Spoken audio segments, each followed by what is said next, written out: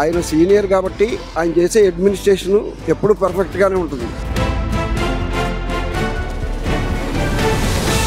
ఏ విధంగా అయినా పెట్టిన స్కీమ్స్ చాలా మంచివి కదా. ఇప్పుడు చంద్రబాబు నాయుడు గారు కానీ లేకపోతే ఎన్టీ రామారావు గారు చేసిన పనులు కానీ అవి కంటిన్యూస్ చేస్తున్నారు కదా, అప్పులు చేయడం లేదు కదా.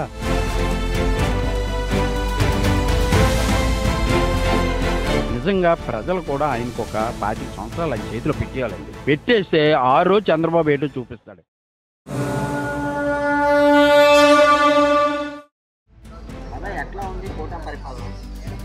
కూటమి పరిపాలన ఓకే బాగానే ఉంది. ఆయన సీనియర్ కాబట్టి ఆయన చేసే అడ్మినిస్ట్రేషన్ ఎప్పుడు పర్ఫెక్ట్గానే ఉంటుంది. దాంట్లో ఏమి తేడా ఉండదు.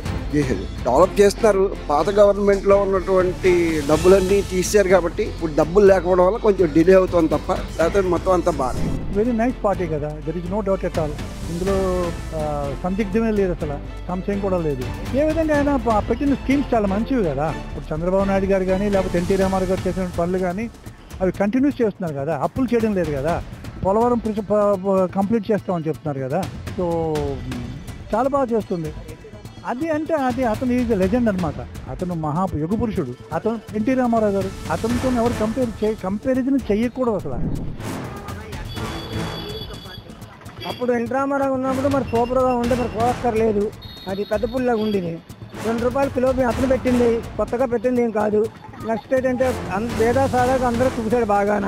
అది అతనిలో ఉన్న గొప్పతనం. అతను చేసిన మేలు ప్రపంచం మొత్తం మీద ఎవరు మర్చిపోలేరు. పూర్వం గతంలో వచ్చినప్పుడు ఎన్టీ రామారావు గారే పిల్లలకి అందరికీ ఫీజులు గైలు అన్నిటికీ ఇచ్చారు. ఇప్పుడు కూడా అలాగే అవుతుంది. ఈ పార్టీ ఎక్కినా అలాగే ఉంది, చంద్రబాబు నాయుడు ఎక్కినా అలాగే ఉంది. ప్రజల్లో ఏంటంటే చంద్రబాబుకి మిగిలిన నాయకులు ఏంటంటే అప్పు చేసి పోతే పోయింది రాష్ట్రం నాకేటి అని అంటారండి. ఈ స్ట్రాటజీ వేరండి. ఏంటంటే రాష్ట్రాన్ని ఒక లైన్ లో పెడతాడు, సుభిక్షంగా పెడతాడు. నిజంగా ప్రజలు కూడా ఆయనకు ఒక 25 సంవత్సరాలు ఆయన చేతిలో పెట్టేయాలండి. పెట్టేస్తే ఆ రోజు చంద్రబాబు ఏటో చూపిస్తాడు. మన కష్టపడి 5 ఏళ్ళు చేశారు, మళ్ళీ మధ్యలో పెట్టారు, మళ్ళీ ఇప్పుడు లేపుకోవడానికి ఎంత ఇబ్బంది అవుతుంది అది ప్రజలు తెలుసుకోవాలి. ఆయనకు ఒక 15 ఏళ్ళు ఇస్తే రాష్ట్రం ఏంటో చూపిస్తాడు, నెంబర్ 1 ప్లేస్ తీసుకెళ్తాడు. టీడీపీకి ఇతర పార్టీలకి తేడా ఏంటంటే ఇతర పార్టీలు మామూలుగా ఎప్పుడుగా ఉండే శాతం ఉండేవి.